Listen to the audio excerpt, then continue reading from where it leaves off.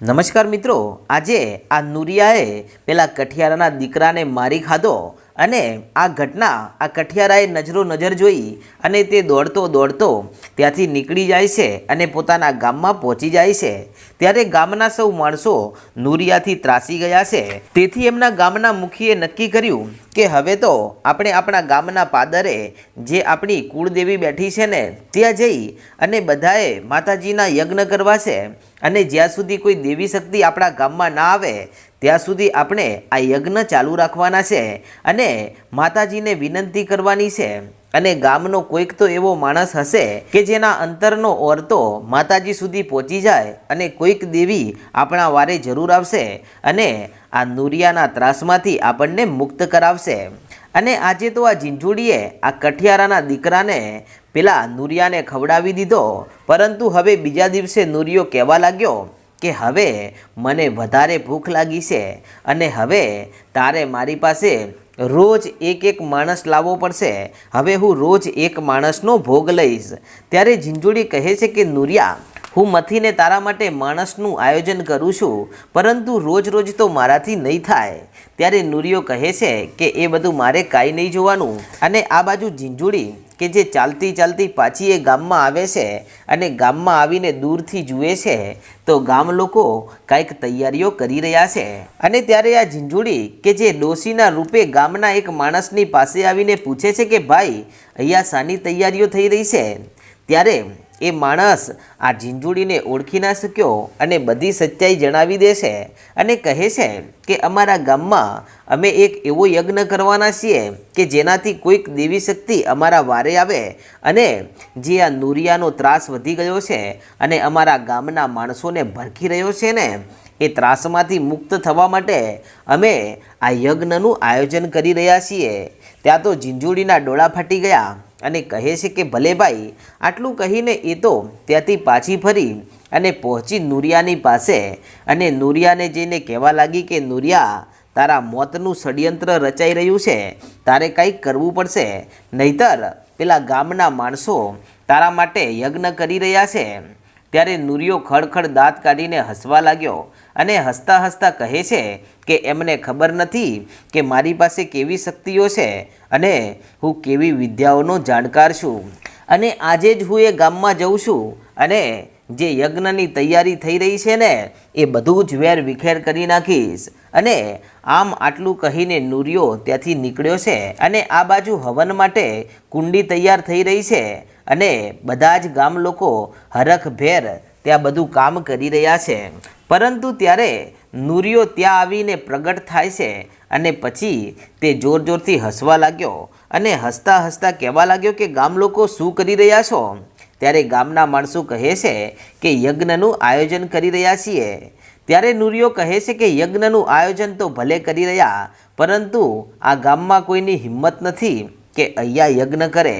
ત્યારે ગામના માણસો કહે છે કે અમને રોકવાવાળો તું કોણ કે મને ના ઓળખ્યો? હું જ તો છું નુરિયો। આમ કહીને નુરિયો ખળખળ હસવા લાગ્યો ને ત્યારે ગામના સૌ માણસો સમજી ગયા કે આ તો પેલો નુરિયો જ છે કે જે આપણા ગામના એક માણસને ભરખી રહ્યો છે। ત્યારે ગામના માણસો ત્યાંથી ભાગવા લાગ્યા, પણ ત્યાં તો તે બધાને પોતાની વિદ્યાથી વશમાં કરી અને ત્યાં જ રોકી રાખે છે અને જે ગામ લોકો ત્યાં આવે છે એ બધા ટોળે ટોળા ત્યાં ભેગા થવા લાગ્યા અને સામે નુરિયો ઊભો છે અને આખરે કઠિયારો અને તેની પત્ની પણ ત્યાં આવે છે અને ત્યાં આવતાની સાથે પેલો કઠિયારો કહેવા લાગ્યો કે ગામ લોકો, મારા એકના એક દીકરાને ભરખી જનાર બીજું કોઈ નહીં, આ નુરિયો જ છે। અને ત્યારે ગામના સૌ માણસો કહે છે કે નુરિયા, તું અહીંયાથી ચાલ્યો જા, અમારા ગામમાં તારે નહીં આવવાનું। ત્યારે નુરિયો કહે છે કે સાંભળો ગામ લોકો, તમારા ગામમાં હું નહીં આવું, પરંતુ મારી એક શરત છે। ત્યારે ગામના મુખી આગળ આવીને કહે છે કે નુરિયા, તારી શું શરત છે? ત્યારે નુરિયો કહે છે કે મને રોજ સવારે એક માણસનો ભોગ જોઈએ અને મારા માટે તમે રોજ તમારા ગામમાંથી એક માણસને મોકલશો ને તો હું અહીંયા તમારા ગામમાં નહીં આવું, પણ યાદ રાખજો, જે દિવસે મારા ભોજન માટે તમારા ગામમાંથી કોઈ માણસ નહીં આવ્યો ને, તો સમજી લેજો કે એ દિવસે તમારા ગામમાં કોઈ જીવતું નહીં હોય અને અહીંયા મોતના મરસિયા ગવાતા હશે. અને રહી વાત આ યજ્ઞની, તો અહીંયા કોઈ યજ્ઞ થવો ના જોઈએ. આમ કહીને યજ્ઞ માટે બની રહેલી આ યજ્ઞ કુંડને પણ તે પાટવું મારીને તોડી નાખે છે ને કહે છે કે મારી રજા વગર કોઈએ આ ગામમાં કાંઈ કરવાનું નથી. બોલો મુખી, તમે મારા માટે રોજ એક માણસને તમારા ગામમાંથી મોકલશો કે પછી ભરખી જાઓ આખા ગામને? ત્યાં તો ગામના સૌ માણસો હાથ જોડીને ધ્રુજતા અત્યારે તો કહેવા લાગ્યા કે નુરિયા, તું અત્યારે જા, આવતીકાલથી રોજ રાબેતા મુજબ તારી પાસે અમારા ગામનો એક માણસ આવતો રહેશે અને તું એનો ભોગ લેતો રહેજે. ત્યારે નુરિયો કહે છે કે પણ યાદ રાખજો, 5 દિવસ પછી એક મારે નાનું બાળક જોઈએ અને આ રીતે ભોગ મોકલતા રહેજો કે ભલે. અને પછી તે હસતો ત્યાંથી ચાલી નીકળ્યો અને હવે ગામ આખું ધ્રુજવા લાગ્યું અને ગામના મુખી કહેવા લાગ્યા કે ગામ લોકો, હવે આપણે શું કરીશું? ત્યારે ગામના સૌ માણસો કહે છે કે અમારે તો નુરિયાના હાથે નથી મરવું અને અમે આ ગામ છોડીને ચાલી નીકળીશું. ત્યારે ગામના સૌ માણસો હજુ તો આટલો વિચાર કરે છે, ત્યાં તો ફરીથી પાછળથી અવાજ આવ્યો, તમારામાં હિંમત હોય તો આ ગામમાંથી એક ડગલું પણ બહાર મૂકો અને જો ગામ છોડીને ગયા ને તો સમજી લેજો કે આખાને આખા પરિવાર મારી નાખીશ. માટે અહીંયા જ રહેવાનું છે અને અહીંયાથી કોઈએ જવાનું નથી. અને જ્યારે આટલો અવાજ સાંભળવા મળ્યો ત્યારે હવે સૌ માણસો સમજી ગયા કે આ તો નુરિયાનો પ્રકોપ છે. હવે નુરિયો કોઈને છોડશે નહીં અને તે કામરૂ દેશની વિદ્યાનો જાણકાર છે, માટે ગમે ત્યાં હાજર થઈ જાય છે. અને જો આમને આમ ચાલતું રહેશે તો ગામનું શું થશે? ત્યારે ગામના માણસો કહે છે કે હવે જે થવું હોય તે થાય, પણ હવે આપણે રોજ એક માણસને તો મોકલવો જ પડશે. અને હવે આ નુરિયા માટે આવું આયોજન બની ગયું છે. અને રોજ વહેલી સવાર થાય ત્યારે ગામના સૌ માણસો એક ઘરનો માણસ તૈયાર કરે છે અને એને નવડાવી ધોવડાવી અને એને જે ખાવું હોય તે ખવડાવી અને કહે છે કે જા ભાઈ, આ ગામની રક્ષા માટે તું તારું બલિદાન આપી દે.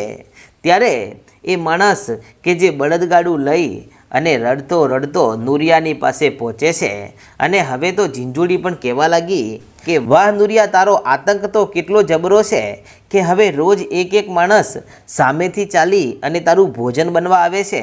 હવે મારે કાંઈ કામ કરવું નથી પડતું. અને પછી તો માણસોને ખાઈ અને માણસોની બલિ આપી અને ઝીંઝુડી આ નુરિયાને કામરૂ દેશનો એક મહાન શક્તિશાળી બનાવી દે છે. હવે તે કોઈની સામું હારે એવો છે નહીં અને તે એટલો શક્તિશાળી બની ગયો છે કે તેણે લાલવાદી અને ફૂલવાદીને પણ હરાવી દીધા છે. અને આ કામરૂ દેશના જે લાલવાદી ફૂલવાદી છે ને, તેઓ પણ હવે નુરિયાની ચોકી કરે છે અને નુરિયા માટે તેઓ પહેરેદારી કરે છે. અને બીજી ચોકીએ ખીમલા ભૂતની સાથે પણ આ નુરિયાએ એવું ષડયંત્ર રચ્યું છે કે તે પણ આ નુરિયાની ચોકીદારી કરતો થઈ ગયો છે. અને જે આ ભૂતની ચોકી છે ત્યાં આગળ પણ હવે આ નુરિયાને કોઈ રોકતું નથી અને નુરિયો એટલો શક્તિશાળી અને પાવરફુલ બની ગયો છે. ગલકા ડોસી પણ નુરિયાની સામું કાંઈ બોલી શકતી નથી. તે પણ ત્રીજી ચોકીએ રહે છે, પરંતુ તે પણ નુરિયા માટે આવેલા માણસને કે નુરિયાના ભોગને અડવાની કે તેને રોકવાની હિંમત કરતી નથી. અને આમ 4 ચોકીઓ પાર કરીને પણ આ નુરિયો અને આ ઝીંઝુડી કે જે આરામથી પોતાની જિંદગી જીવવા લાગ્યા છે. અને હવે તો કામરૂ દેશની એટલી વિદ્યાઓ નુરિયો શીખી ગયો છે કે તેની સામું કોઈ પણ માણસ આંખ ઊંચી કરી અને જોવાની હિંમત કરતું નથી. અને આ બાજુ ગામના એક માણસો ખાલી થવા લાગ્યા છે. ત્યારે ગામના મુખી કહે છે કે ગામ લોકો, હવે આપણું જે થવું હોય તે થાય, પરંતુ આપણે આજે રાત્રે કોઈને ખબર ના પડે ને એવી રીતે આપણે આપણા જ ઘરમાં બેસી અને કોઈક દેવી દેવતાનું સ્મરણ કરીએ, જેથી કદાચ કોઈ આપણી વાત સાંભળે અને આ નુરિયાના ત્રાસમાંથી આપણને કોઈ છોડાવી જાય. અને ત્યારે ગામના સૌ માણસોને આ વાત યોગ્ય લાગે છે અને પછી આખી રાત તો તેઓ માતાજીના સ્મરણ કરે છે, પણ કોઈ દેવ એમની વારે આવ્યું નથી. અને આજે જ્યારે બીજા દિવસની વહેલી સવાર થઈને ત્યારે આજે કઠિયારાનું જે ઘર છે ત્યાં વારો આવ્યો છે ને કઠિયારાના ઘરમાંથી કોઈ એક માણસને આ નુરિયાના ભોગ માટે જવાનું છે। ત્યારે ગામના સૌ માણસો કહે છે કે જો ભાઈ તારા ઘરેથી એક તારો દીકરો હતો એને તો નુરિયો ભરખી ગયો છે, પરંતુ આ ગામમાં ઘર દીઠ એક માણસ જાય છે અને હવે તારા ઘરનો વારો આવ્યો છે ભાઈ, તારા ઘરમાં માત્ર તું અને તારી પત્ની 2 જણા છો, તો બોલ તમારામાંથી કોણ જશે નુરિયાનો ભોગ બનવા માટે? અને ત્યારે આ બંને પતિ પત્નીઓ પહેલાં તો ચોધાર આંસુડે રડે છે અને રડી અને કહે છે કે સ્વામીનાથ હવે મને જવા દો, કારણ કે આમ પણ મારો દીકરો નથી રહ્યો ને, એના પછી મને અહીંયા જીવન જીવવું ઝેર લાગે છે, માટે તમે તમારી રક્ષા કરજો અને મને હવે જવા દો।